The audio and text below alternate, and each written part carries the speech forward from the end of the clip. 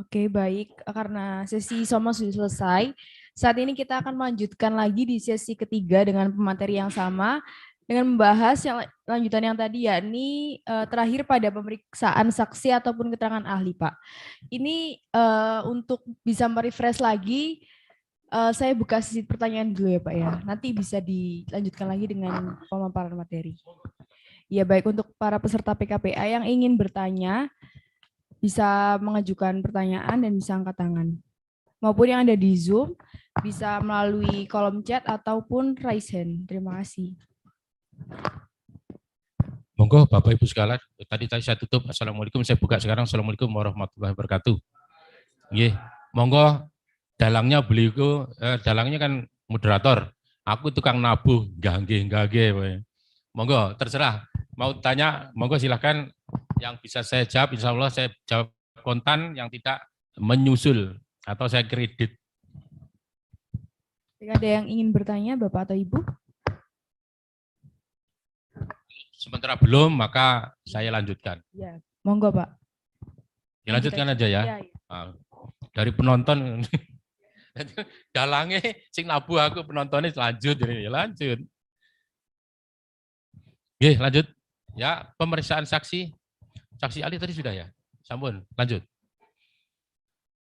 Kan materinya masih banyak, Bapak, Ibu, dan saudara sekalian, masih banyak. Mohon maaf kalau ini nanti agak cepat ya, supaya sampai sama ini nanti juga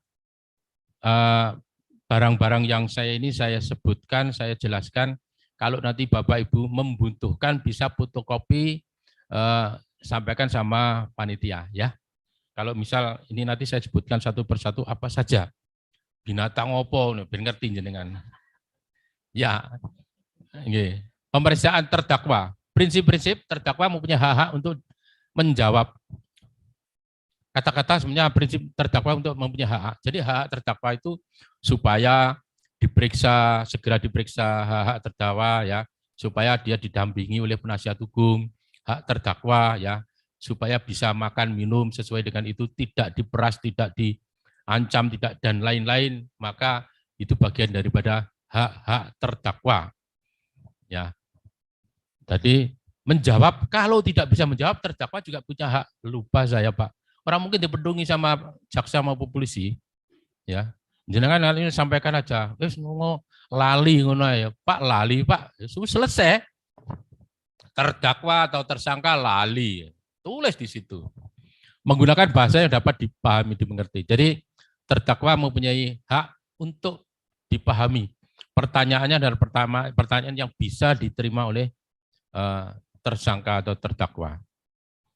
Ya ini katakannya terdakwa sehingga sebenarnya bukan domain saya. Di polisi, bekas polisi ngomong terdakwa sebenarnya domainnya Pak Jaksa. Tapi karena saya berdiri di sini, saya wajib menyampaikan. Ya, jadi menggunakan bahasa yang dimengerti mulai dari penyidikan, penuntutan maupun pemeriksaan di pengadilan. Kalau tidak mengerti, kebetulan adalah orang luar negeri, maka juga menggunakan bahasa alih bahasa atau juru bahasa. Dan tidak boleh atau dilarang, di situ ada aturannya, maka terdakwa tidak boleh diberikan pertanyaan-pertanyaan yang menjerat. Pertanyaan menjerat itu adalah pertanyaan yang mengikat sehingga menjadi dia tidak bisa bunyi atau harus menyampaikan jawaban seperti itu. Nah itu pertanyaan menjerat. Itu bertentangan dengan HAM, Undang-Undang Nomor 39 Tahun 99. Sekaligus bertentangan dengan Undang-Undang Nomor 8 Tahun 81 ini. Lanjut, Mbak. Ya, tuntutan pidana disusun berdasarkan fakta-fakta persidangan. Jadi fakta-fakta persidangan mulai dari dibuka sampai dengan terakhir, maka itulah fakta-fakta persidangan. Mulai dari keterangan yang diberikan saksi, alat bukti, keterangan ahli, dan lain-lain. Identitas terdakwa. Nah, tadi Bapak Ibu sekalian yang saya sampaikan, identitas terdakwa itu mulai dari siapa terdakwa, siapa istrinya, siapa anaknya, siapa mertuanya, siapa, itu semua wajib diketahui oleh seorang hakim. Siapa temannya, siapa lawannya, semua juga wajib. Makanya tanggung jawab seorang hakim kalau apatis berarti bukan hakim yang baik. Karena hakim yang berpihak kepada kebenaran harus tahu banyak tentang siapa sebetulnya yang diperiksa itu. Dakwaan dan pasal yang dilanggar disampaikan terhadap dakwaan yang disampaikan oleh jaksa. Jadi yang dilanggar pasal berapa, kalau di junto berapa, kalau di primer subsidiar kan berapa, kalau ditambah atau yang lebihkan terhadap pasalnya, maka semua disampaikan sesuai dengan BAP awal. Unsur-unsur pasal yang didakwakan. Nah, unsur pasal wajib dipahami oleh seorang penyidik, seorang jaksa, dan seorang penuntut oleh seorang pemeriksa atau hakim. Jadi unsur-unsur pasal seperti pencurian, ya, mengambil sesuatu barang sebagian atau seluruhnya milik orang lain dengan melawan hak. Kalau penggelapan bukan hasil kejahatan sebagian atau seluruhnya milik orang lain, bahwa barang itu ada padanya, bukan karena hasil kejahatan. Contohnya seperti itu wajib dipahami oleh seorang penyidik, seorang penuntut maupun seorang hakim atau pemeriksa. Keterangan saksi atau keterangan ahli. Saksi sudah saya sebutkan tadi Bapak Ibu sekalian, ada 3, ya, saksi yang mengalami, saksi yang melihat, saksi yang mendengar. Tembakan yang ada di sini ada itu, maka bisa tahu. Seperti kalau ada pasal konkursus berbarengan, ya seperti itu ya. Jadi pasal konkursus itu nanti seperti apa? Ya nanti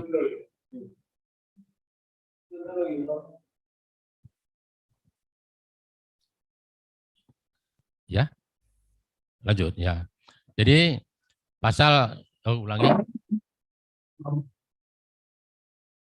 Keterangan saksi ahli. Jadi ahli adalah orang yang menurut hukum itu adalah mempunyai keahlian di dalam bidangnya sesuai dengan perkara yang diketengahkan atau disampaikan oleh seorang penyidik pada awalnya. Barang bukti adalah barang yang berkaitan, seluruh barang yang berkaitan dengan kejadian atau kejahatan yang disangkakan atau didakwakan, maka itu namanya barang bukti. Petunjuk adalah barang bukti yang mempunyai nilai yang ada yang ada hubungan, ya, yang berkaitan, yang ada hubungannya dengan perkara yang termaktub sesuai dengan apa yang disampaikan oleh pasal 184 ayat 1 itu. Keterangan saksi adalah sama dengan petunjuk. Keterangan saksi sama dengan keterangan terdakwa, berarti ada persesuaian. Itu keterangan petunjuk seperti itu. Nah, keterangan terdakwa itu, keterangan terdakwa itulah keterangan yang disampaikan oleh seorang terdakwa boleh tidak sesuai dengan apa yang disampaikan pada saat dia dilakukan penyidikan oleh penyidik atau yang disampaikan tuntutan oleh jaksa. Namun demikian harus ada dasar. Jadi keterangan terdakwa itu tidak harus sama seperti itu. Kalau memang tidak sama, ya misal itu klien Bapak Ibu sekalian tidak sesuai, maka sebutkan alasannya apa. Hanya saja supaya ada dasar. Ketika kita ngomong di depan hakim, maka harus ada dasar dan pijakan. Jadi yang menguatkan apa ini? Hal-hal yang memberatkan terdakwa. Jadi hal yang memberatkan terdakwa barangkali seperti yang dilakukan oleh kasusnya Sambo itu, yang gendut itu Pak siapa itu? Kuat ya. Pak Kuat sekali itu, Kuat Ma'ruf itu kan bulat-bulat kayak entung gitu ya. Itu memberatkan, bukan karena beratnya badannya, bukan ternyata. Tanya hakim bukan karena ndelalah wonge lumamu pisan. Lah itu tuwakone ya enak igle-igle kok ning warung ngene. Paling sobone Surabaya senenge nggone giras iki aku ngono. Wis aku bilang gitu. Ditakoni kok nyerang beban belas loh ya. Tapi saya juga salut dengan mentalnya dia. Mental bajingan tapi.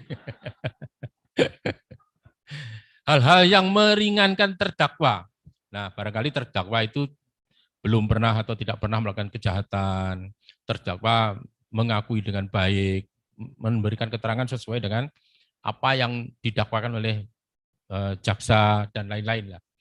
Nah, termasuk ketika ditanya ada persesuaian, maka dia menyampaikan dengan benar sesuai dengan objektivitas perkara. Itu hal-hal yang meringankan terdakwa. Dan itu yang saya sampaikan tadi adalah domainnya hakim. Ya, Bapak Ibu sekalian ya. Jadi yang saya sampaikan tadi adalah domainnya hakim. Hakim menilai ringan atau berat ya terserah dia, makanya dia kalau berat dia disampaikan, kalau meringankan juga menyampaikan. Sehingga kalayak atau ramai setidak-tidaknya terdakwa paham. Nah, tuntutan pidana sekian tahun ikan bulan itu adalah yang disampaikan oleh jaksa. Monggo, next.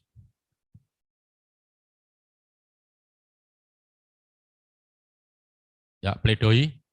Pledoi adalah pembelaan.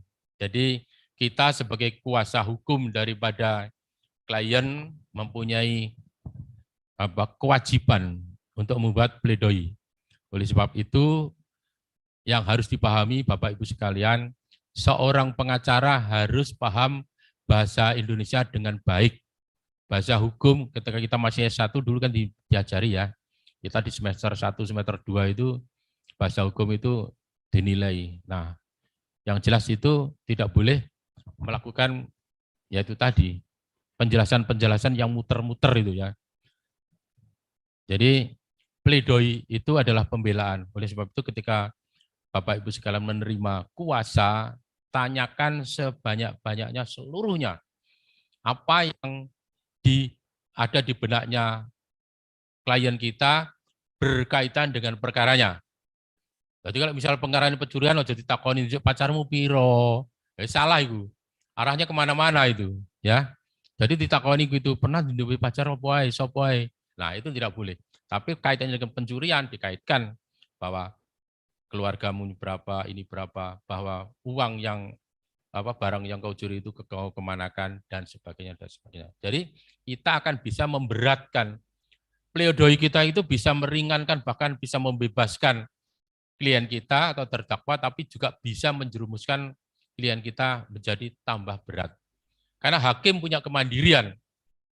Jaksa mengatakan ancaman kalau pencurian 5 tahun, kena 3 tahun. Hakim mengatakan tak petok 5 tahun. Boleh. Karena hakim tidak bisa dipengaruhi oleh siapapun. Bahkan hakim mengatakan ketika 3 tahun bebas, enggak masalah. Bahwa itu adalah hasil kerja keras daripada Bapak Ibu sekalian sebagai seorang lawyer. Ya, jadi pada saat mengajukan pledoi, kalau nanti misal bukan prinsipal sendiri atau yang bersangkutan, maka kalau kita diberikan itu, maka mohon dibuat sebaik mungkin dengan bahasa yang dipahami dan mengikuti tata bahasa dalam Kamus Besar Bahasa Indonesia yang baik dan benar. Oleh sebab itu, wajib kita belajar bahasa Indonesia. Karena saya juga kadang-kadang kalau baca di internet itu juga ada pembelaan itu, pengacara itu mengajukan bahasa bikin yang dia tahu sendiri, dia sendiri seolah-olah hakim itu adalah temannya. Nah, ini kan kadang-kadang juga susah. Nah, klemensi disampaikan biasanya klemensi itu yang melakukan adalah prinsipal sendiri atau terdakwa sendiri. Tapi juga tidak jarang kalau kita sebagai lawyernya diminta untuk membuat pledoi yang meringankan hukuman. Karena memang misal kasus-kasus narkoba, ya, yang meringankan apa? Nah, oleh sebab itu Bapak Ibu sekalian belajar. Yang meringankan apa? Karena dia ketergantungan karena ini dan itu. Jangan sampai mengarahnya, iya dia seling bersama-sama jual gitu, ngomong konco-konconya beli terus dia dapat untung. Lah itu sama dengan menjadikan dia lebih berat, bukan lagi pengguna tapi dia adalah agen atau penyalur. Lanjut. Putusan.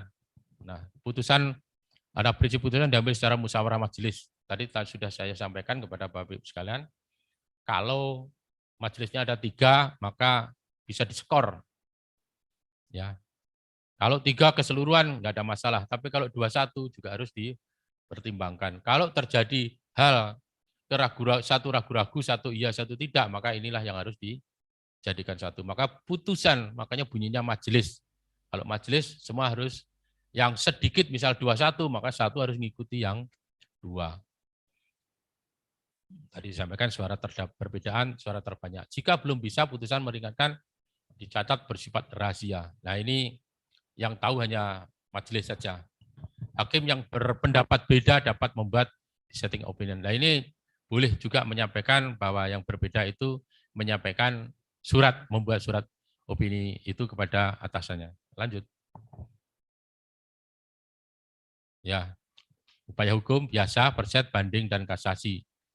Ini sudah biasa. Monggo, lanjut. Proses kasasi diajukan selama 14 hari setelah putusan. Jadi ketika PT diputuskan tanggal 10, katakan sekarang tanggal 3, maka ditambah 14 hari. Tidak menghitung tanggalan merah atau tanggalan yang tidak merah. Maka dihitung 14 hari, bukan 14 hari kerja Bapak ya, tapi 14 hari, harinya termasuk hari Minggu. Nah, permohonan kasasi tidak melewati batas waktu yang ditentukan. Dalam tenggang 14 hari setelah permohonan kasasi diajukan, pemohon wajib menyerahkan memori kasasi. Ada kewajiban itu ke pengadilan. Selama perkara belum diputus oleh MA, pemohon masih dapat dicabut permohonannya. Jadi sama ini kasusnya seperti ini, semisal delik aduan ya. Sebelum ada diputus oleh hakim, maka bisa mencabut perkaranya. Putusan kasasi dari MA melalui PN, semua jalurnya melalui PN di mana pengadilan pertama itu disidangkan. Next. Prosedur peninjauan kembali, PK, ini upaya hukum luar biasa Bapak Ibu sekalian. Ya, jadi kalau yang tadi biasa maka ini adalah luar biasa karena ini PK oleh hakimnya juga hakim PK. Putusan yang telah berkekuatan hukum tetap dapat diajukan PK melalui PH-nya. PK tidak dibatasi jangka waktu dan diajukan ke panitera. Tenggang waktu 14 hari setelah permohonan PK diterima oleh PN, Ketua PN menunjuk majelis yang bukan hakim yang memeriksa semula apakah diajukan PK sesuai dengan undang-undang. Artinya bahwa Ketua PN itu akan menunjuk hakim bukan yang pada saat itu menyidangkan. Permohonan PK hanya dapat sekali saja dalam kasus pidana. Tapi kalau kasus perdata sering terjadi berkali-kali. Bahkan ada putusan pada saat itu MK mengatakan boleh lebih dari sekali. Ini kan juga membuat jadi bingung. Jadi kepastian hukum tidak bisa ditemukan akhirnya kalau seperti itu. Nah, akhirnya sebetulnya kalau seperti putusan MK 34 itu tidak mempunyai kekuatan yang mengikat. Disampaikan tanggal 6 tentang pasal ini KUHP tidak mempunyai kekuatan yang tetap. Putusan MK ini ulangi lagi belum sebentar. Nah, surat edaran Mahkamah Agung nomor 7 tahun 2014 menyatakan peninjauan kembali PK dalam perkara pidana dibatasi hanya 1 kali. Nah, ini di atas menyebutkan ini kan sama nafasnya seperti kalau di KUHP pasal 81 tapi dikuatkan surat edaran Mahkamah Agung nomor 1 tahun 56. Apabila terdapat peradilan atau pengadilan yang lain yang masih ada sengketa, maka pidananya ditangguhkan, kan gitu ya. Nah, sama seperti ini, bunyinya sama. Ya, praejudice gescil itu pasal 81 KUHP sama seperti peraturan Mahkamah Agung nomor 1 tahun 56. Lanjut. Perbedaan putusan bebas dan putusan ini lepas. Kalau bebas, dakwaan tidak terbukti secara sah dan meyakinkan. Makanya kata-katanya harus ada meyakinkan. Jadi dakwaan jaksa itu tidak terbukti. Ya tidak sah, juga tidak meyakinkan hakim. Minimal 2 alat bukti tidak terpenuhi. Makanya dikatakan ada asas unus testis, nullus testis. Ya, satu saksi bukan saksi. Kalau seperti itu maka jangan dikatakan ada ingkrah. Putusan lepas, dakwaan terpenuhi, namun perbuatan bukan merupakan tindak pidana. Ya, permasalahannya misal kaitannya dengan jual beli atau tentang warisan, tentang tanah. Nah, dianggap kalau mungkin jual suami istri kan begitu. Ada di suami istri kan ada pencurian dalam keluarga, penggelapan dalam keluarga. Nah, seperti apa dianggap ketika sudah bunyi perdata karena keluarga pada saat itu masih dianggap suami istri atau mantan suami dan istri, bahwa itu dianggap adalah pidana. Terpenuhi perbuatannya, tapi bukan pidana. Lanjut. Ya, peninjauan kembali diatur di pasalnya 263 ayatnya 1 tidak diajukan dalam putusan bebas, putusan lepas. Jadi boleh mengajukan itu asal putusannya bukan itu. Jadi kalau putusan bebas tidak bisa mengajukan. Kalau putusan lepas maka tidak bisa PK. Siapapun, para pihak artinya, kedua belah pihak tidak bisa menentukan itu. Peninjauan kembali bagi terpidana dapat diajukan apabila merasa putusannya keliru atau terdapat kekhilafan. Nah ini novum. Makanya kalau membuat PK, kita sebagai kuasa hukumnya terdakwa, kalau tidak ada novum, tidak ada kekhilafan yang nyata, tidak perlu membuat memori untuk PK. Karena mesti akan sia-sia. Akan sia-sia. Atau boleh dikatakan sesuatu yang impossible, mungkin menurut bahasa kerennya kan gitu. Lanjut. Yang berhak mengajukan, nah ini terpidana atau ahli warisnya, pasal 263 tadi disebutkan jaksa tidak boleh mengajukan PK. Ya, putusan MK disebutkan nomornya 33 itu. Jadi jaksa tidak bisa mengajukan. Lanjut. Nafas daripada pengajukan, kenapa jaksa tidak seperti itu? Karena sebetulnya jaksa itu mewakili negara atau warga negara. Jadi dia atas nama kewenangan. Jadi kalau dia terus mengajukan PK itu sesuatu yang nekat, ya, itu berlebihan. Seolah-olah bahwa negara itu ada diskriminatif terhadap seseorang yang bersifat subjektivitas. Makanya dibatasi, jaksa tidak boleh mengajukan PK. Mendasari KUHP pasal 7 ayat 1, maka memanggil orang untuk didengar dan diperiksa sebagai status sebagai saksi atau tersangka memuat nama ini dan alamatnya. Ini yang dilakukan penyidik. Jadi penyidik wajib menertakan atau memaparkan atau menulis nama alias binti bin supaya tidak terjadi.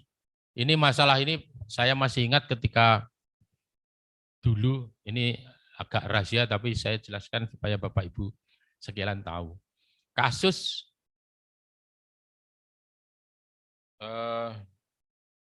apa dulu?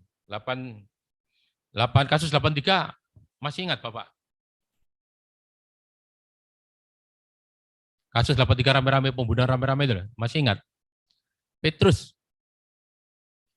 Ya. Petrus itu pernah dilakukan. Nah, yang melakukan adalah institusi yang jelas, tidak saya sebutkan. Tapi saya ada diberikan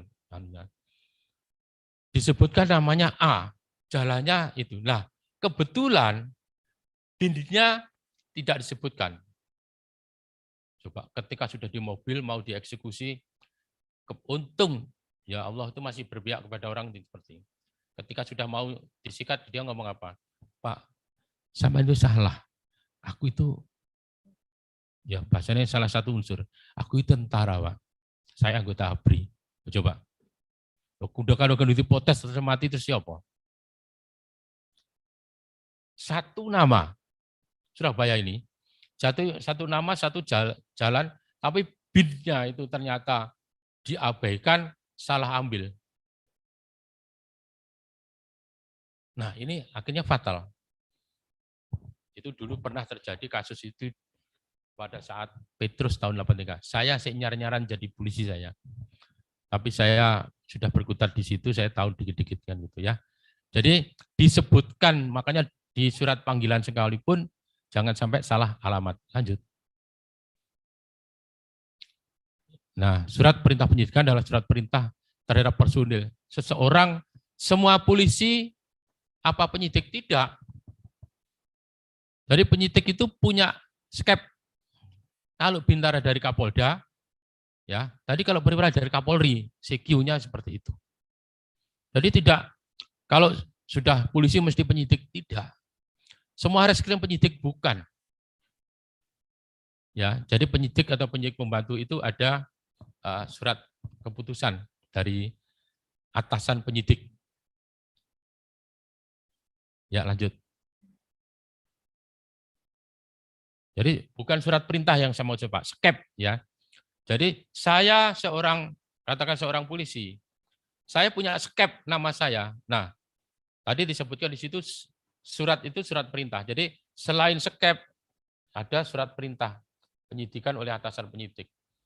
Kalau ada surat perintah tidak ada skep, maka saya batal demi hukum. Saya bukan seorang penyidik. Ya, nanti Bapak kalau jeli boleh menanyakan kepada penyidik, apa Bapak punya skep penyidik? Ya, ada, ini ditunjukkan, ini sprint saya penyidik. Enggak, saya tidak butuh sprintnya. Saya Bapak tanya, apa Bapak punya skep penyidik? Kalau tidak punya, maka dia ilegal, bukan penyidik. Maka boleh di pra-peradilan itu. Ya, berita acara pemeriksaan saksi adalah berita acara pemeriksaan perkara terhadap seseorang sesuai dengan statusnya mendasari laporan polisi yang memuat keterangan tentang terjadinya perkara yang diduga karena adalah merupakan tindak pidana. Nah, seorang saksi biasanya tidak didampingi oleh pengacara. Tapi kalau statusnya saksi yang mengarah tersangka, baru setelah tersangka didampingi.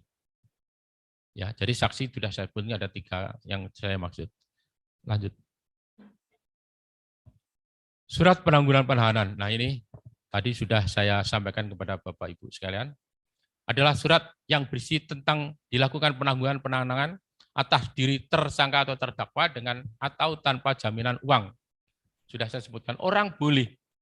Ya, orang boleh. Tapi kalau terjadi sampai dia lari, dia tidak bertanggung jawab terhadap penangguhan, pengacaranya cuma gini saja. Pengacaranya kayak bintang film. Bubar, selesai. Jaksa ini pentungi sama jaksa agung. Polisi ini keplai sama Kapolda. Ya, makanya kalau saya sudah sampaikan, kalau saya misal ada harus pakai jaminan. Jaminan ini bukti. Jadi jaminan taruh di pengadilan. Jadi kalau ada apa-apa sudah jadi kekayaan negara, harta negara. Tapi boleh juga nanti diajukan oleh yang misal penipuan mengajukan kepada restitusi kepada pengadilan. Bisa juga keluar itu. Tapi kalau tanpa itu, walah, soro nanti. Nah, ketika terjadi penangguhan, maka tersangka wajib lapor. Biasanya nggak tahu saya ya, apa sudah turunan. Kalau polisi itu biasanya lapornya Senin dan Kamis. Padahal Senin Kamis itu poso loh. Iya, poso Senin Kamis ya. Tapi kok ya polisi lapor kok Senin dan Kamis gitu loh. Ya heran aku juga. Tersangka terdakwa tidak keluar rumah. Ya coba, tidak keluar rumah. Sopo sing larang? Lelek teko omah. Apa Pak RT? Ya enggak mungkin, Pak RT enggak berani.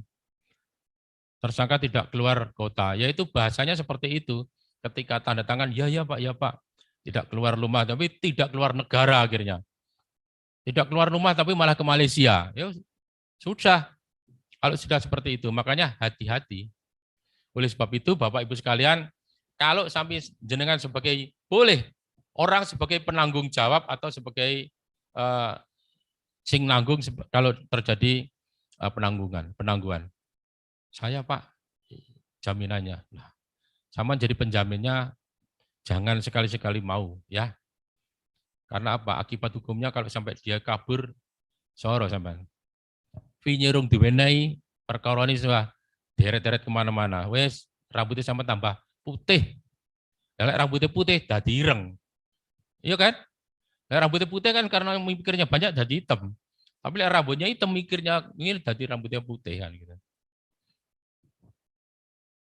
Nah, tersangka terdakwa tidak, itu ada ketentuannya, jadi jaminannya seperti itu, tidak wajib, tetap wajib lapor, tidak keluar rumah atau tidak keluar kota. Itu nanti ada yang disampaikan pada item sebelum tanda tangan. Lanjut. Pembacaan surat dakwaan, pembacaan dakwaan yang dilakukan dengan dibuat oleh penuntut umum pada sidang yang digelar memuat unsur formil dan unsur material. Jadi pasal dan perbuatannya atas diri terdakwa di dalam KUHP. Ini bisa disampaikan pada sidang yang terbuka maupun tertutup. Biasanya kalau tertutup itu adalah ada yang bersifat khusus, anak-anak, itu seperti itu. Lanjut. Eksepsi sudah disampaikan tadi, absolut, ya, wewenang pengadilan, tadi sudah, monggo lanjut aja. Surat kuasa. surat yang berisi tentang kewenangan pembela. Nah ini jenengan ini Bapak Ibu sekalian. Panggil surat kuasa tadi. Nah, mana surat kuasa tadi? Nah, surat kuasa berisi tentang kewenangan pembela atau penasihat hukum dalam hal tersangka. Nah, kalau nanti membuat surat kuasa di sini bilang khususnya, berarti khusus apa disebutkan ya Bapak Ibu sekalian ya, bahwa untuk datangi kantor polisi, kejaksaan, ya kantor kalau misal tanah, BPN dan kantor-kantor lain yang berkaitan dengan perkara yang sedang ditangani, sehingga sah adanya. Tapi kalau Bapak untuk mendampingi itu saja, selain tidak termasuk nanti hak retensi disebutkan di bawah sendiri. Itu agar dibaca. Nah nanti di sini ada contohnya, barangkali Bapak Ibu perlu nanti bisa difotokopi. Lanjut. Surat panggilan. Nah, surat panggilan juga ada contohnya di sini, biasanya relas panggilan yang disampaikan oleh panitera kepada alamat, baik sebagai saksi maupun sebagai tersangka atau terdakwa yang non ditahan. Ya, lanjut. Tahu urutan perkara, ya tadi sudah. Oh ya, tapi masih ada disampaikan. Hakim akan menanyakan, terdakwa ditanya tentang kesehatannya. Jadi kalau memang tidak dalam kondisi sehat, misal itu klien Bapak Ibu sekalian, itu maka supaya disampaikan. Yang mulia majelis, kondisi terdakwa tidak dengan sedang sehat, buktinya ini. Ada surat dokter dan lain-lain. Karena pemeriksaan, untuk melakukan pemeriksaan itu wajib terdakwa harus sehat jasmani rohani. Kalau tidak sehat, maka itu akan batal atau cacat hukum. Lanjut. Ya. Tadi juga nomor 5 sama. Kalau ancaman hukuman 5 tahun ke atas, maka mulai dari penyidikan itu wajib menanyakan. Kalau tidak ada, maka bisa menggunakan lawyer yang prodeo gratis. Dan nanti Bapak Ibu sekalian bisa, kalau itu setelah nanti jadi pengacara, bisa mendaftarkan untuk menjadi lawyer prodeo. Ada nanti di situ mendaftarkan nanti di pengadilan atau di kejaksaan, sewaktu ada apa-apa mesti dimintai itu. Ada itu uang makannya tapi tidak seberapa, tapi enak itu halal, adem. Prodeo karena bela uang susah, orang dibayar. Kalau prodeo ya sampean numpak motor apa kemana-mana numpak dewe, motor dewe, ya bensinnya bensin dewe, sarapan ya sarapan dewe. Itu prodeo itu. Ya setelah dibacakan ya, tapi setelah dibacakan surat dakwaan, hakim tanya apakah mengajukan eksepsi. Kalau tidak maka berikut langsung pada sidang biasa. Kalau misal iya, maka diajukan sidang ditunda dan diajukan untuk eksepsi atau replik kalau itu tidak mengajukan eksepsi. Lanjut. Apabila eksepsi ditolak, nah ini tadi sudah NO, maka dihentikan pemeriksaan karena di luar perkara pokok. Pemeriksaan saksi yang diajukan JPU, pemeriksaan saksi lainnya termasuk saksi yang meringankan pemeriksaan terdakwa. Itu apabila eksepsinya ditolak. Lanjut. Nah, semua sama, tuntutan, pledoi, replik, duplik, putusan sidang. Ya, urut-urutannya masih seperti itu. Lanjut. Pembacaan tuntutan, maka jaksa sebagai pengacara negara, maka dia akan membacakan tentang tuntutan terhadap terdakwa berikut pasal-pasal dan alasan kenapa dipasangkan atau dipasang pasal tersebut. Esensi dari pembacaan JPU menurut terdakwa agar dijatuhi pidana sesuai dengan perbuatan yang dilakukan terdakwa sebagaimana pasal yang diterapkan atau dipasang oleh jaksa penuntut umum. Lanjut. Nah, pledoi tadi sudah, ya, lanjut aja. replik adalah sanggahan atas pledoi yang diajukan terdakwa. Nah, ini repliknya jaksa ini. Lanjut. Nah, duplik adalah sanggahan dari replik JPU yang telah dicermati. Maka kalau kita sebagai pendamping terdakwa, maka kita membuat dupliknya seperti ini. Jadi sanggahan atas replik yang dibuat oleh jaksa. Dengan fakta-fakta, bahkan kalau kita membuat alat bukti atau saksi, maka munculkan semua sehingga ada persesuaian menuju kepada apa yang kita inginkan. Kalau itu meringankan pasal atau kalau itu membuat terdakwa kita bebas. Lanjut. Nah, pembacaan putusan oleh hakim, tadi sudah jelaskan tentang dakwaan itu oleh jaksa, tuntutan jaksa tentang dakwaan primer dan subsidiarnya. Jadi yang di atas itu pasalnya biasanya lebih berat, di bawahnya agak ringan. Karena itu sebagai penjaring saja. Kalau yang berat itu lepas, maka di bawahnya, maka subsidiarnya atau lebih subsidiarnya nanti dipasang semuanya. Tentang keterangan para saksi, tentang keterangan terdakwa, dan tentang barang bukti yang diajukan oleh JPU. Lanjut.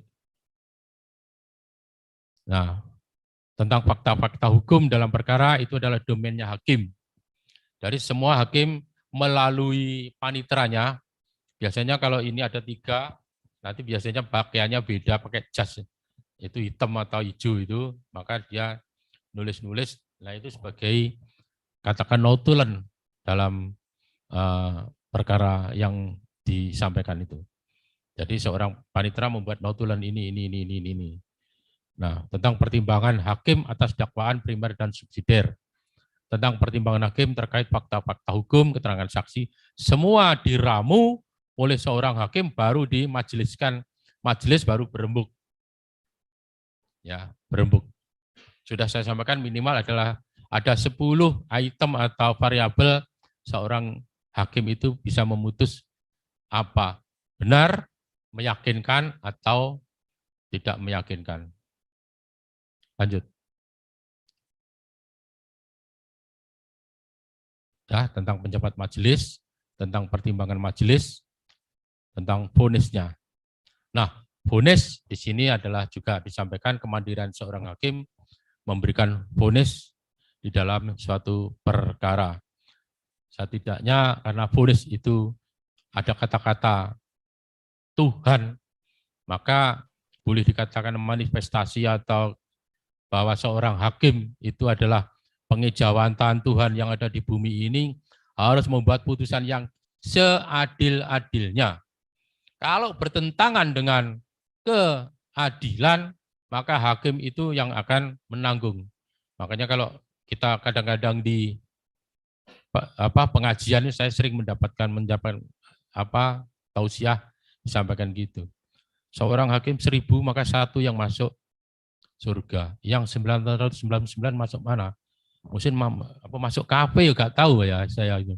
Tapi yang masuk neraka, masuk surga cuma 1.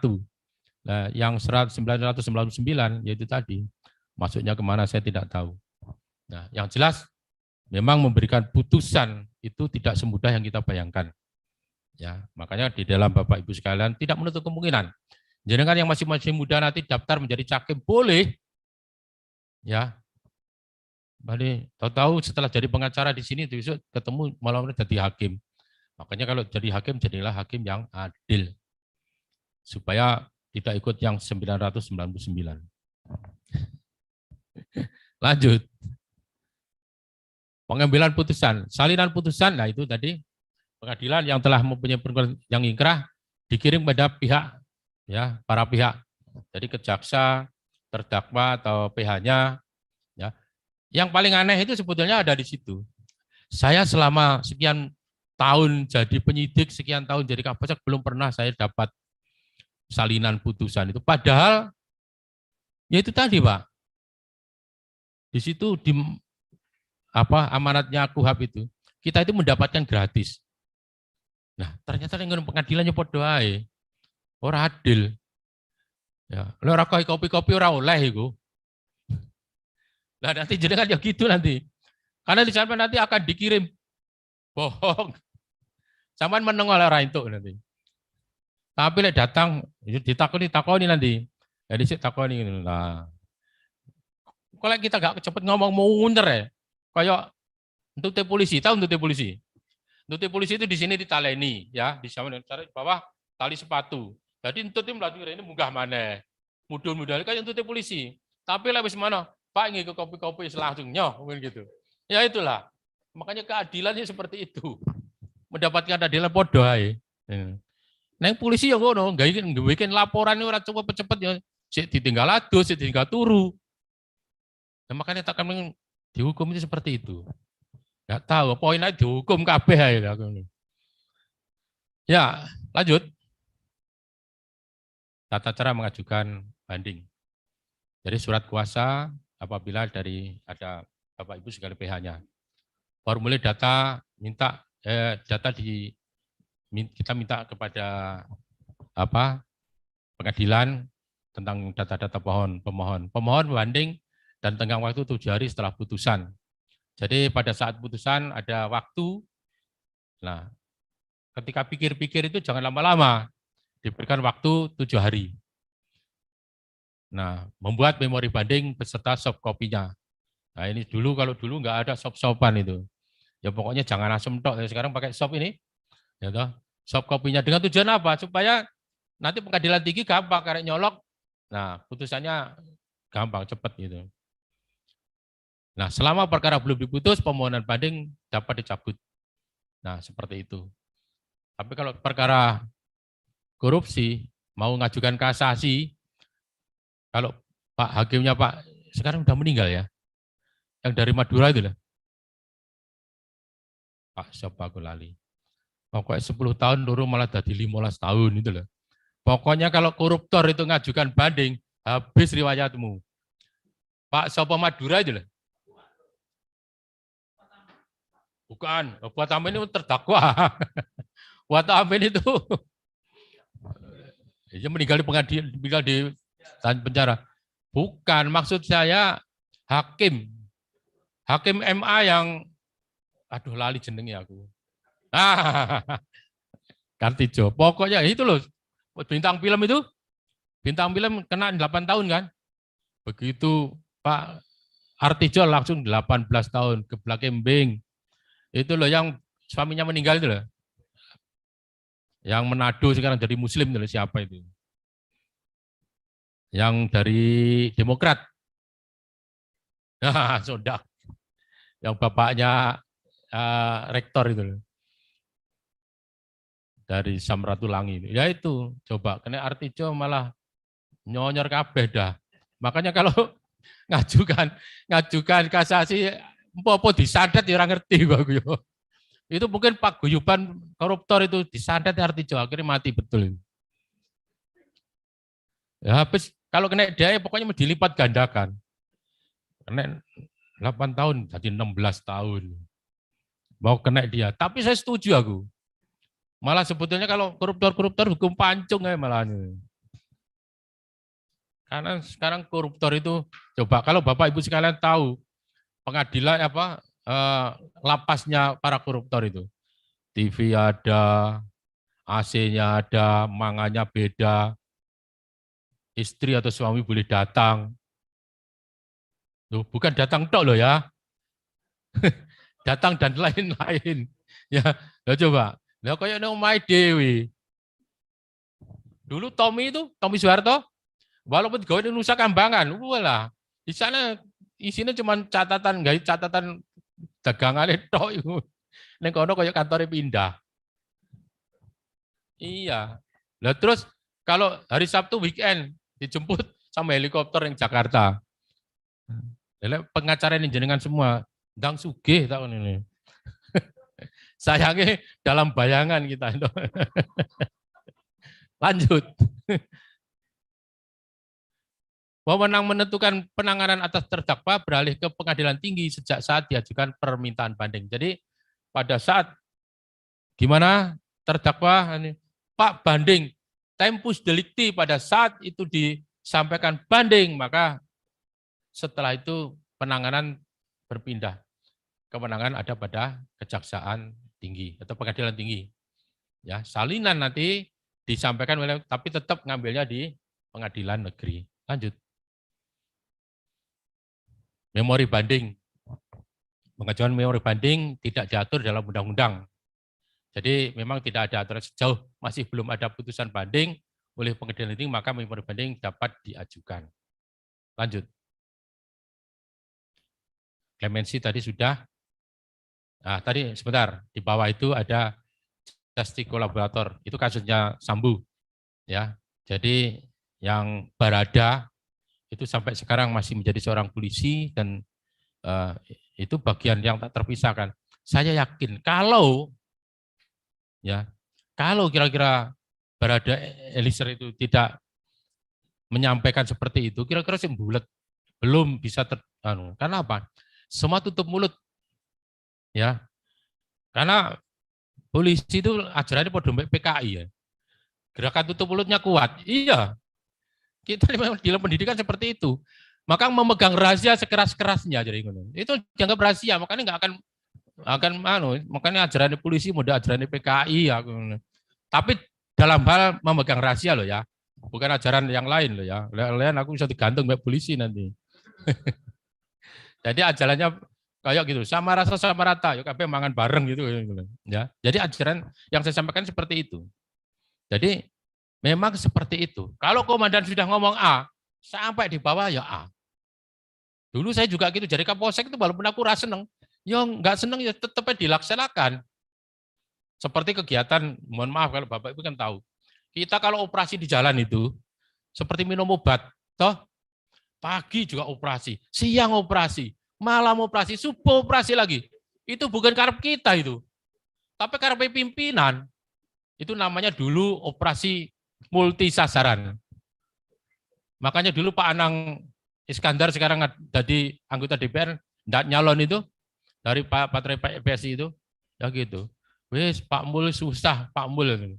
Jadi namanya Anang Iskandar jenengin Pak Mul karena multi sasaran. Kita ini juga dongkolnya setengah mati. Bukan kalau operasi kita tambah seneng, tambah muangkel kita ini. Kapan ketemu anak, kapan ketemu bojo? Ya coba. Nah, itu tadi saya sampaikan kepada Bapak Ibu sekalian, bojo ora disambangi meteng karepe dhewe gitu. Saking saktine polisi seperti itu. Yes, dan ya makanya justice kolaborator itu sebetulnya ketika Eliezer itu menembak itu atas perintah. Nah, di dalam aturan kan disampaikan apabila seorang melakukan pelanggaran pasal 48 49 ya, Pak ya. Ya, tentang overmah dan not bir itu ketika seseorang itu melakukan perbuatan ya bukan atas kehendaknya karena daya paksa maka tidak bisa dihukum. Hanya kata-kata tidak bisa dihukum itu yang perlu disampaikan. Makanya perlunya yang mengatakan tidak bisa dihukum adalah hakim. Nah ini dulu pra-peradilan yang terjadi di belakangnya kantor Polres, sekarang Polsek itu Dukuh Pakis itu. Seorang angkatan laut ya punya pacar, ternyata pacarnya wis kawin sama orang lain. Karena mangkel angkatan laut nggawa peso. Setelah bawa peso, nah apa ya si wanitanya itu apa karena mungkin pinter self defense, karate atau karambol saya nggak tahu ya. Jadi bawa sangkur itu angkatan lautnya bisa kena tusuk mati akhirnya. Tahun berapa ya? Saya waktu itu saya Kabakop Surabaya Timur saya. Nah, Pak Anang ini Kapolwil ini menyampaikan di dalam pada saat hari Jumat sore. Itu menyampaikan bahwa saya sudah mengajukan ini nanti sebagai jurisprudensi. Kalau kita hentikan, nah, pasal ini tidak boleh menghentikan itu. Saya ngomong pada saat itu ngomong dengan teman-teman saya, anggota saya. Kapolwil itu enggak odo-odo sekira benar. Itu bertentangan dengan hukum. Coba nanti, lek dipra kalah. Betul. Ternyata di pra-peradilan kalah polisi. Coba diperang sama angkatan laut. Ya, saya ngomong sama Jumat ya, apa omongin saya sama-sama kasat reskrim sama anu tak omongin gitu lihat toh aku ngono. Ngawur itu, walaupun kolonel ngawur, aku bilang gitu. Ya, caranya seperti itu. Ya, jadi jangan membuat aturan yang bertentangan dengan aturan. Nah, carpe diem seperti itu. Nah, ternyata ngomong-ngomong pada saat, mohon maaf ini, saya kebetulan kuliah di S3 di Untak. Ngomong-ngomong, ini Pak dulu Pak Anang itu mengalukan penghentian penyidikan yang ngajari saya. Kaget aku langsung tak ilok deh guru saya. Jenengan raportnya gelar ning S3. Aku ngomong, "Pak, ternyata sampai anak aktor intelektualnya orang genah wae aku ngono." Walaupun dosen-dosen orang genah, demi Allah saya ngomong gitu, Pak. Walaupun sampean itu dokter tapi dokter orang genah sampean aku ngono. Nyatanya sebentar lah coba kalah. Kalah betul, begitu kalah apa? Tak belikan kopi susu. Dosen saya, Pak, kok tumben aku gawain kopi susu? Ini adalah kekalahan sampean karena sampean kalah mbak aku. Sampean adalah dosen ngawur tak gini. Dia hancur serasa. Aku dijancuk-jancuk nih. Aku yang guyu tok aku.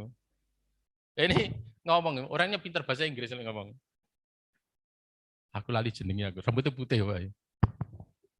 Ya itulah. Makanya jangan bertentangan dengan apa yang ada di amanat hukum. Pasti kalah. Ya, lanjut. Perkara pidana dengan acara adalah jenis tindak pidana ringan. Nah ini, jadi acara itu ringan ya Bu ya Mbak ya.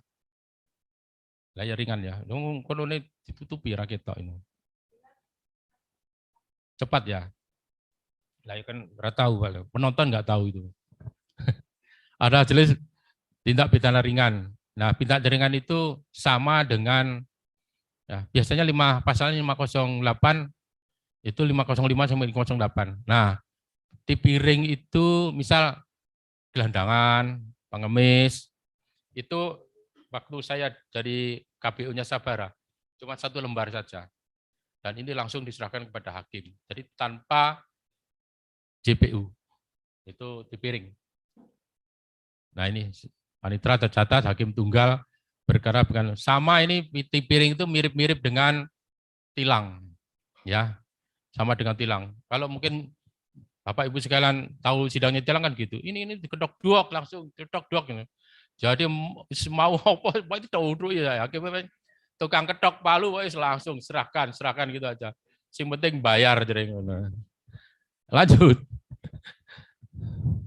Perkara pidana singkat. Nah, singkat KPN koordinasi dengan Kejari, berkas perkara diajukan 3 hari sebelum sidang, penunjukan majelis oleh KPN, pengembalian BAP langsung saat sidang karena alasan tidak lengkap. Sidang dibuka, kemudian diuraikan tindak pidana dengan lisan dicatat benar. Jadi ini di atas pidana ringan maka ini adalah singkat. Jadi singkat itu majelis tapi langsung ya.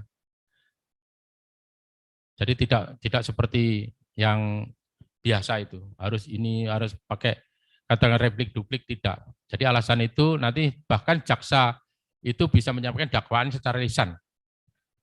Dakwaan secara lisan ini langsung nanti ditanggapi hakim, begitu langsung diputus. Lanjut. Apabila perkara dapat kekurangan, majelis akan melakukan dengan penetapan perbaikan paling lambat 14 hari. Majelis akan memerintahkan melalui sidang biasa atau cepat ditunda 7 hari. Amar putusan melalui surat dan memuat amar putusan. Jadi seperti apa yang saya sampaikan tadi. Lanjut. Ya. Untuk materinya ini, tapi saya jelaskan Bapak Ibu sekalian, ini yang perlu saya sampaikan sebagai contoh-contoh yang perlu saya sampaikan. Barangkali nanti kalau mungkin berminat untuk memiliki, memfotokopi, monggo silakan nanti koordinasi dengan panitia. Ini adalah cotoran laporan polisi. Kalau ini contoh STPL. STPL itu ketika kita lapor polisi, maka pelapor akan dapat ini, surat tanda lapor ini. Nah, SP2HP ini yang dibuat oleh penyidik. Jadi pemberitahuan perkembangan penyidikan ini SP2HP. Jadi biasanya setelah 1 minggu atau 2 minggu laporan itu ditangani atau dipegang penyidik, maka kita bisa minta SP2HP. Perkembangan penyidikan seperti apa? Itu kewajiban penyidik, bukan permintaan kita. Jadi kita tanpa minta sekalipun, penyidik wajib memberikan itu. itu ada kaitannya dengan Perkap nomor 2 tahun 2003, Perkap 14 tahun 2011 juga ada seperti itu. Perkap itu Peraturan Kapolri. Ini laporan polisi sama. Nah, ketika Bapak Ibu sekalian menyerahkan barang bukti, jangan lupa minta tanda terima, ya. Nah, dalam penyelidikan ada penyelidikan. Jadi SP penyelidikan. Sebelum penyidikan dilakukan itu, maka penyelidikan juga ada perkembangannya. Jadi kita minta penyelidikan, kalau kasus itu penyidikan, kita misal sebagai kuasanya pelapor, Pak, hasil lidiknya seperti apa? Nah ini maka belum penyidikan, maka SP2HP lidiknya ada. Nah kalau sidik, setelah penyidikan, ini juga ada, beda.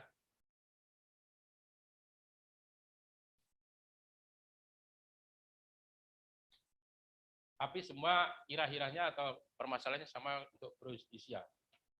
Nah nanti untuk sampul berkas perkara, jadi kalau penyidik itu membuat perkara, berkas perkara, nanti di sini ada saya tulisi nanti Bapak Ibu sekalian ya.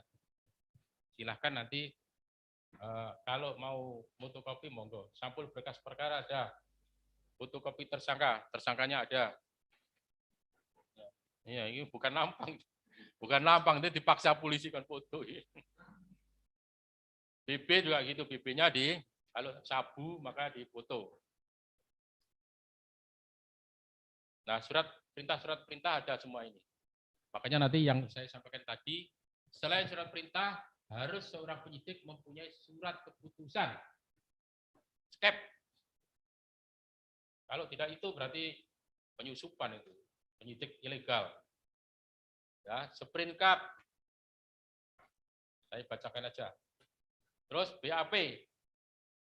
Berita acara pemeriksaan ada, berita acara penangkapan ada, berita acara penahanan juga ada. Ya. Terus permintaan perpanjangan penahanan ya. Ada. Jadi kalau 20 hari kurang, maka minta tambahan 30 hari yang dimiliki jaksa. Lihat, kalau penyitaan maka juga ada berita acara.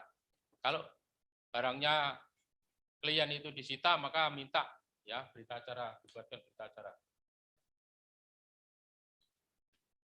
Kalau ini BB juga dibuat penimbangan BB. Bukan seperti Kapolda Jatim 1 hari itu dipindah itu, diganti itu. 5 kilo diganti tawas. Ya jenderal dasis sak ya semua itu. Itu sekarang hukuman seumur hidup. Nah, coba. Seumur hidup. Sak mata ya kan? Sak mata ya nih gue coba.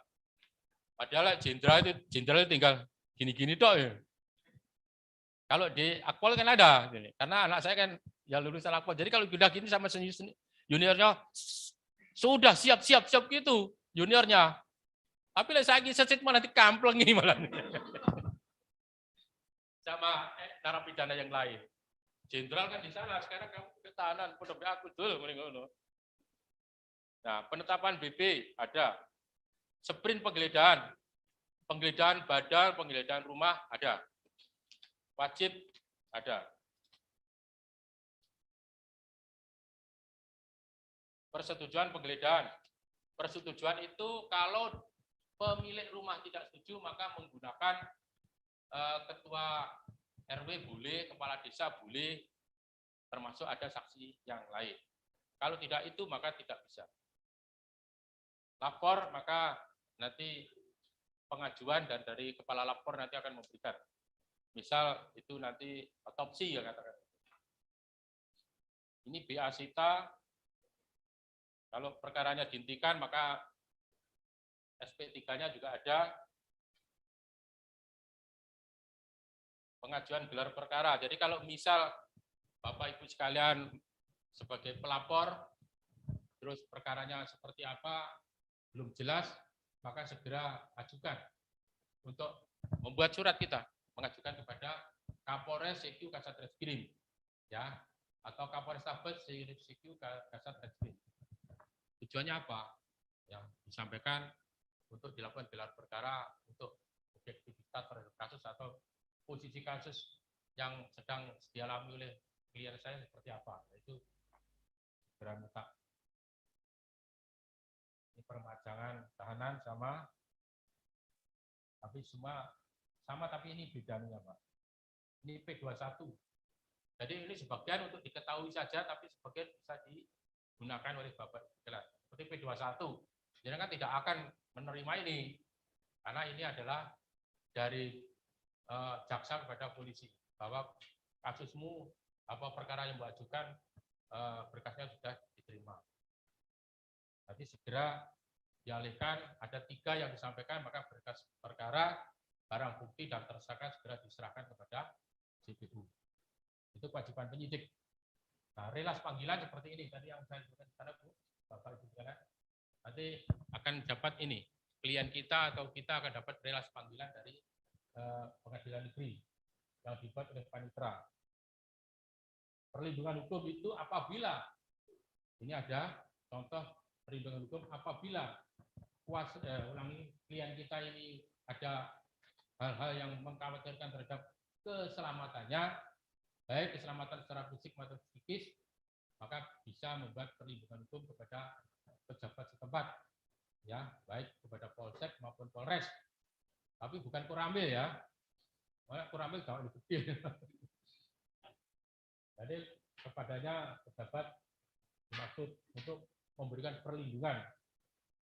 Nah, surat kuasa, contoh surat kuasa seperti ini. Jadi Bapak Ibu sekalian nanti kalau dapat nasabah, dapat klien, maka atau klien, maka membuat surat kuasa seperti ini. Nasabah dong. Nah, nanti kan ada fee-nya. Nah, kecuali periode gratis. Sampai mangan karpet. Kalau biasanya kalau makanannya kan enak ayam goreng. Nah, karena periode UT sih kok. Makannya UT. Kalau tahu teman kita makan UT, wah, jadi periode gitu. Ini permohonan praper. Jadi kalau kita misal mengajukan pra peradilan, baik kepada jaksa maupun kepada polisi, ini ada contohnya. Jadi di situ ada posita petitumnya apa, nanti bisa ditambah kurangi sesuai dengan apa keinginan Bapak Ibu sekalian. Makanya seorang penasihat hukum, seorang lawyer harus pintar berbahasa. Setidaknya memahami bahasa dengan baik, sehingga cara merangkai bahasanya bisa dipahami oleh orang lain. Ini ada jawaban kalau membuat paper seperti itu, ya, ada replik, ada duplik, ada, ya, contoh-contoh termasuk putusan. Ini juga ada contoh putusan, nanti ada di sini. Ada tentang putusan hakim.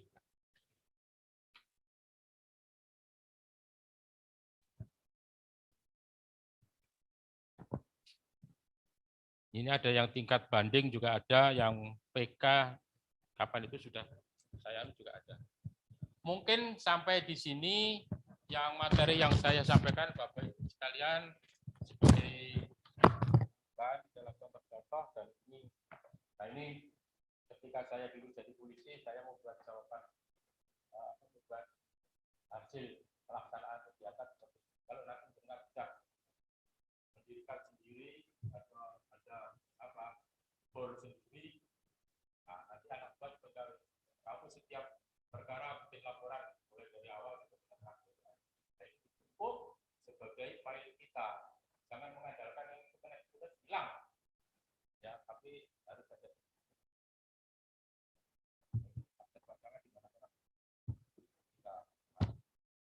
dan itu bukti yang kita lakukan bahwa kita eksis di dalam apa melakukan sesuatu.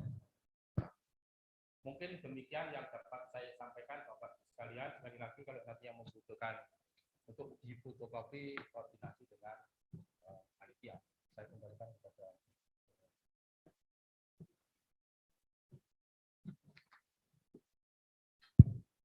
Baik, terima kasih atas pemaparan materi yang luar biasa pada sesi kedua dan sesi ketiga ini, Bapak. Eh, Selanjutnya saya akan membuka sesi tanya jawab bagi para peserta PKPA yang ingin mengajukan pertanyaan. Bisa langsung mengangkat tangannya, baik di ruang kelas maupun di Zoom, bisa melalui raise hand maupun kolom chat. Terima kasih. Monggo, monggo. Bebas saja yang mau ke belakang, monggo. Monggo, Oh Pak. ya, silakan Bapak.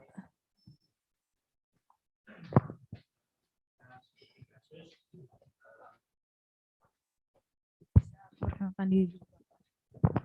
Baik, yang lain supaya mendengar ya. Jadi kalau satu teman. Baik, terima kasih. Nama saya Rudianto.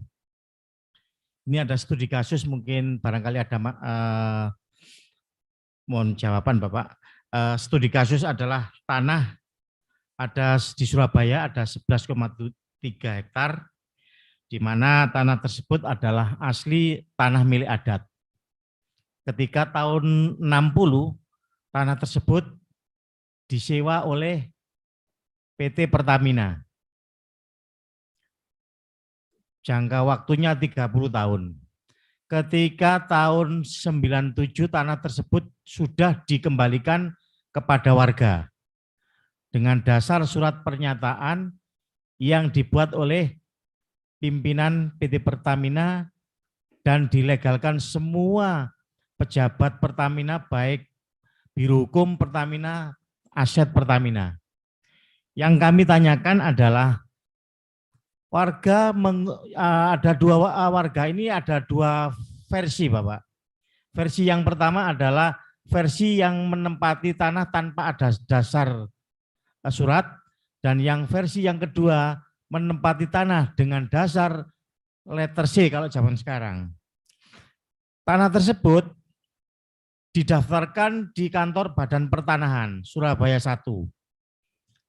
Yang anehnya kenapa Badan Pertanahan tidak mau melanjutkan atau melaksanakan permohonan tersebut dengan alasan tanah tersebut adalah masih dikuasai Pertamina, padahal Pertamina sudah membuat surat pernyataan. Yang kedua, langkah-langkah apa yang kami bisa menempuh sehingga tanah tersebut bisa dimiliki oleh warga penghuni yang notabene adalah memiliki surat tanah yang terdaftar di kantor kelurahan.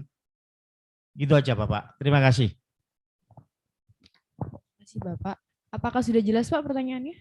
Jelas. Oke, bisa langsung dijawab Bapak. Satu-satu aja ya Pak ya.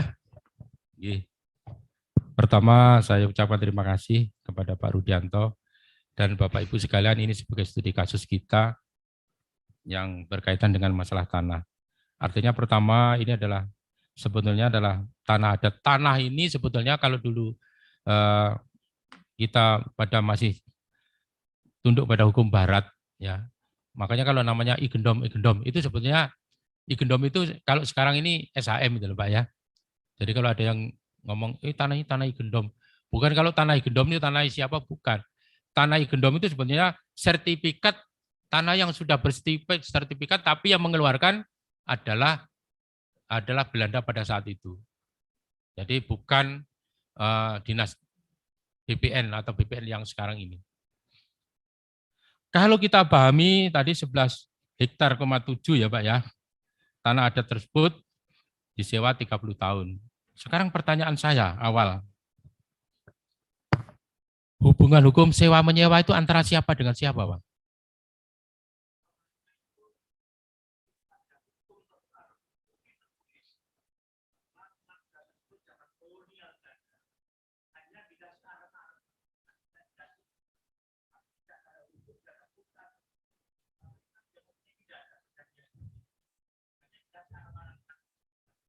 Ya, arem-arem itu ben seneng, arep kan gitu. Arem itu marem, Pak ya. Bukan arem-arem makanan loh ya.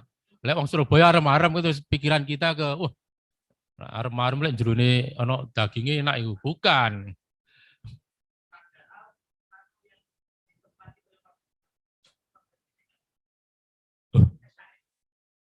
Sebentar. Saya tanya satu persatu dulu. Kita bedah dulu ya Pak ya. Kalau tadi dikatakan terjadi sewa, ya Pak ya, sewa itu tentunya pemilik kepada dengan penyewa, kan gitu. Makanya saya tanya dulu, hubungan hukum, pemiliknya siapa, penyewanya siapa?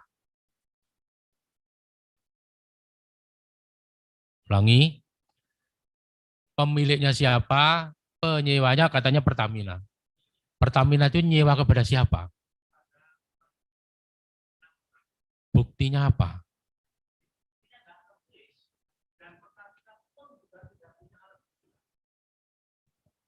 Kalau kok bisa kata-katanya nyewa?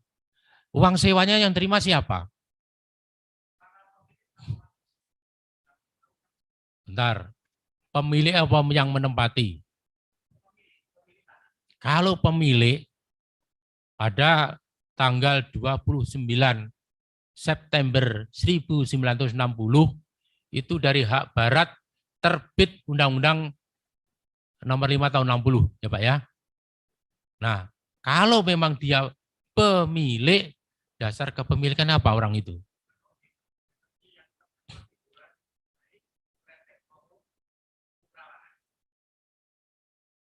Petok D atau letter C ya Pak ya. Berarti pijakan hukum atau dasar hukum penyewaan yang dilakukan oleh Pertamina adalah menggunakan petok D ya Pak ya. Ya. Jadi Pertamina ada hubungan hukum dengan pemilik apa dasarnya petok D. Yang kedua, yang menerima uang sewa siapa? Nah, 6 orang pemilik. Nilainya berapa Pak pada saat itu?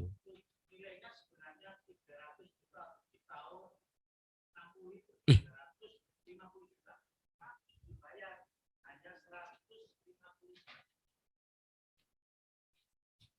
luasnya berapa tuh Pak? 11 hektar ya.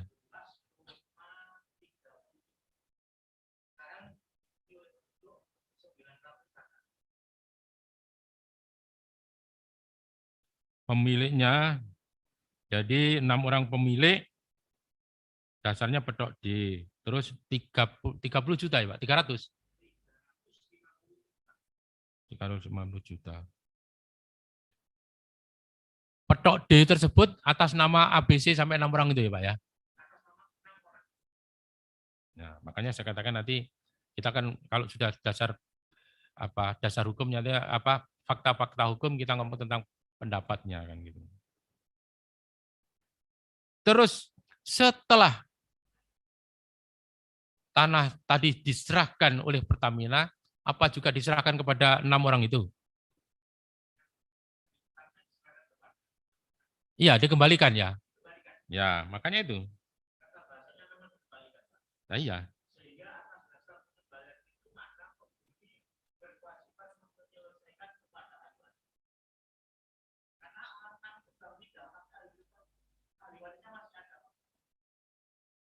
Ya, ya nggak masalah. Bukan berkewajiban, berhak. Dikembalikan kepada 6 orang ahli warisnya kan gitu.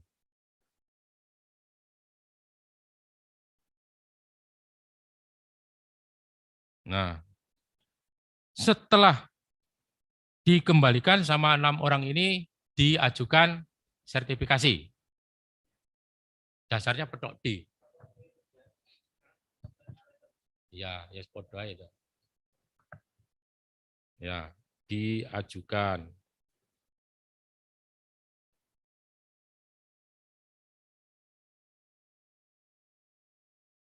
Menurut pasal 16 ayat 1, angka yang ke-7 ya, itu ada hak kepemilikan yang dapat diajukan Undang-Undang 5 tahun 60 Pak ya. Ya. Jadi di situ disebutkan. Jadi petok D itu termasuk bagian untuk mengajukan sertifikasi.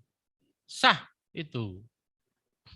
Kalau tadi sudah Bapak sampaikan ada kerawangan dan bukretek desa, toh sertifikasi itu menurut undang-undang ya tahun 65 tahun 60 itu, pengajuannya melalui permohonan yang didapat alat buktinya adalah Petok D dan Kerawangan Desa. Loh, kok nggak bisa? Alasannya BPN apa?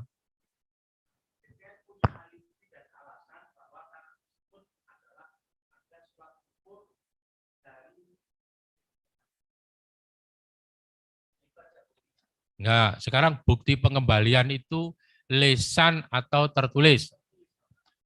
Nah, ketika tertulis itu diajukan kepada BPN, apa jawaban BPN?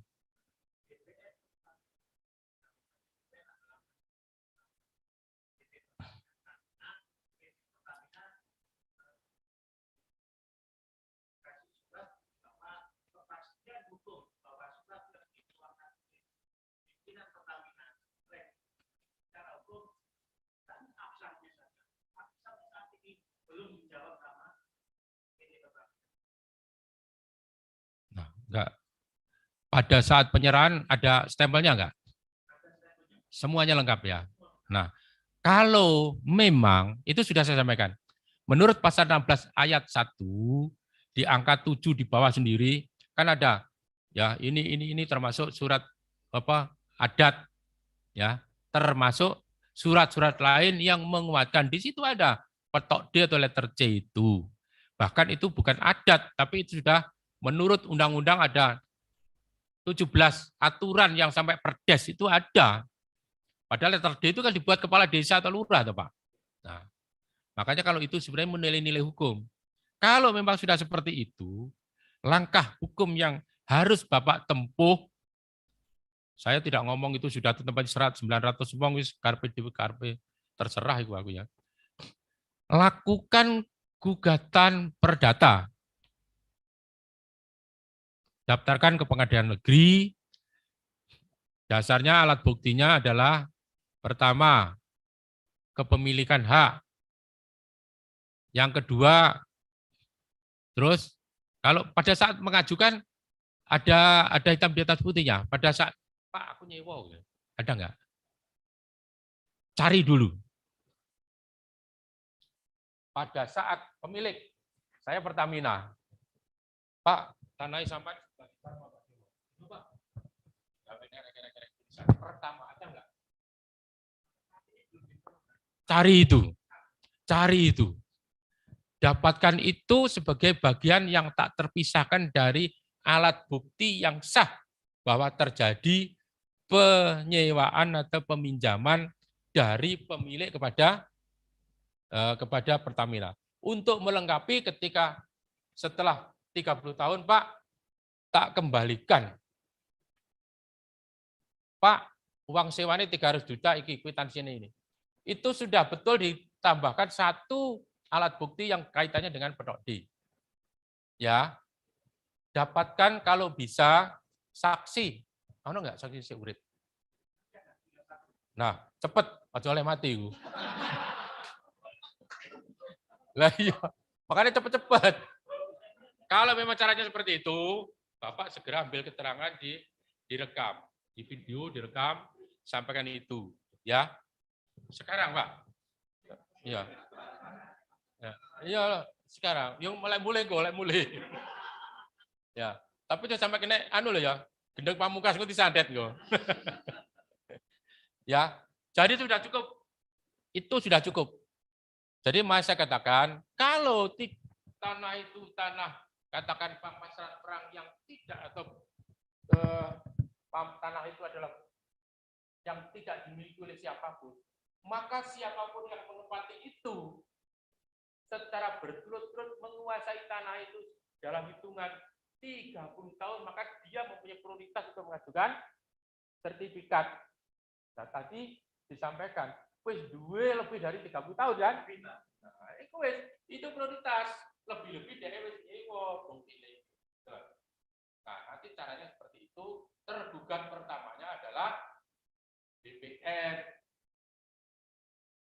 Ya. Jangan tun, karena tun itu kaitannya dengan keputusan. Ya, jangan salah Pak ya. Jangan peradilannya, jangan pengadilan tun. Karena apa Pak? Ya, pengadilan negeri. Jalan Raya Arjuna. Surabaya toh? Nah, 17 sedake sebelah selatan itu bakul mie sebenarnya. Sampai apa lagu? Ya. Tapi syaratnya dari BPN itu suruh bukan lewat peradilan tata usaha negara. Ah, jangan. Puji. Pengadilan pengadilan tata usaha negara itu ada kalau keputusan pejabat itu yang bertentangan dengan undang-undang maka baru. Contohnya, misal aku polisi, moro-moro aku dipecat tanpa ada reserve atau alasan saya untuk menjadi itu atau pegawai negeri itu, maka aku ngajukan ke TUN. Jelas ya Pak ya? Ya Pak. Nah, itu hubungan hukum. Ya, pusing ya Pak. Iya, jelas. Segera, ya Pak ya? Ya. Kalau bisa saksinya upayakan lebih dari satu. Kalau bisa yang beragam, ya. Jangan saksi yang waktu itu terus ngopi bareng. Oh iya, iki aku ketemu Ali bareng. Walaupun wong satu suaranya satu. Nah, jadi ada yang beda. Iya Pak, aku dengarannya mau Pertamina pada saat itu ngomong ke aku. Yang sini, oh iya Pak, aku tahu pada saat itu tanda tangan. Yang situ ngerti aku malah duit selama ini. Itu lengkap, paham ya? Jelas ya Pak ya? Pak Rudianto. Oke, terima kasih. Bapak Ibu sekalian, ini sebagai studi kasus ya Pak ya. Jadi supaya Bapak Ibu sekalian kalau ada yang semacam Pak Rudianto, cara penanganannya seperti itu. Silakan kalau ada yang lain. Mungkin ada penanya yang Masih lain. ada berapa waktu? Masih kurang 24 menit, Bapak. Oh, Iya. Apa ini dulu barang aja? Silakan rokokan.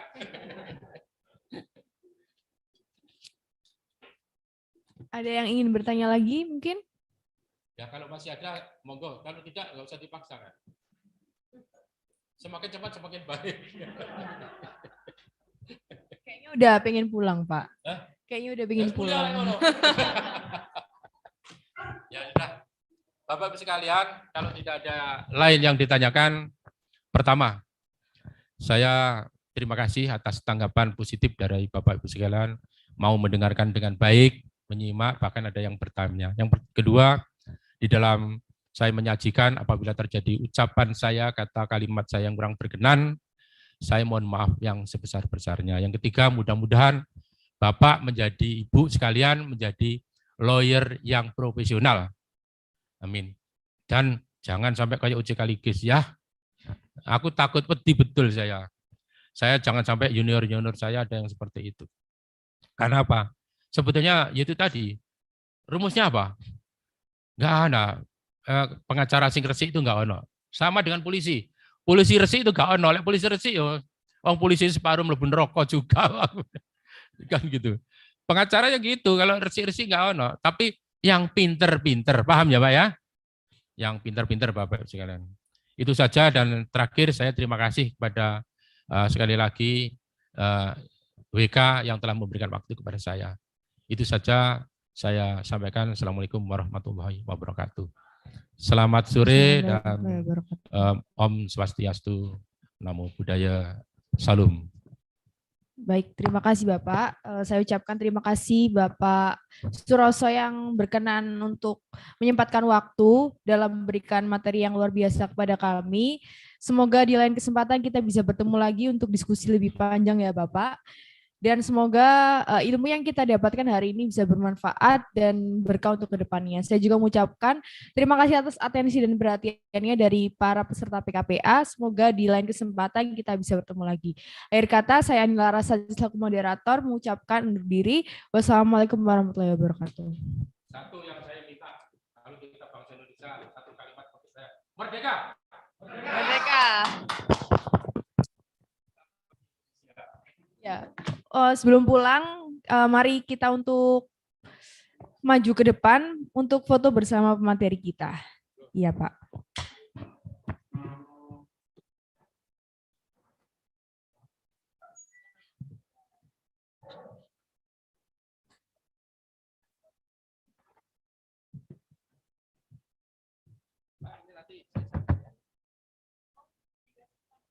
Ya, nanti panitia kalau ada yang berkenan untuk foto.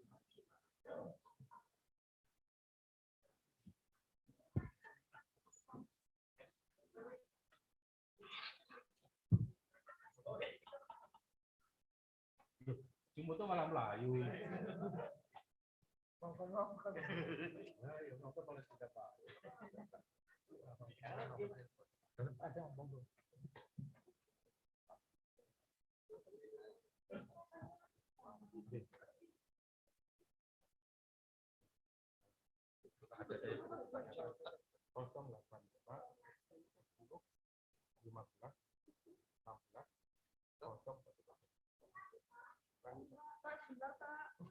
Oh ya, yang mau, mohon maaf nih, nomor HP saya mau menyimpan monggo 085 10 15 16. Bentar, ulang lagi nanti. 085 10 15 16 010.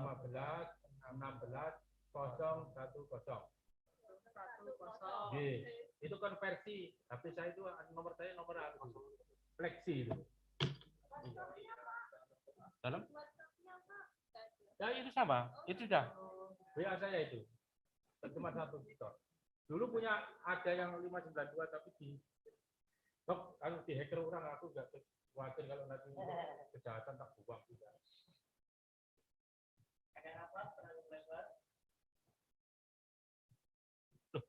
Ini. Oh ya, dukunnya dan guru.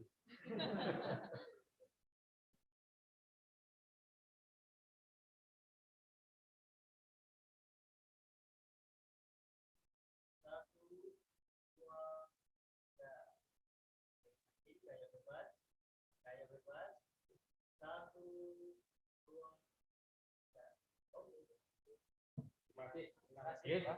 Selamat jalan.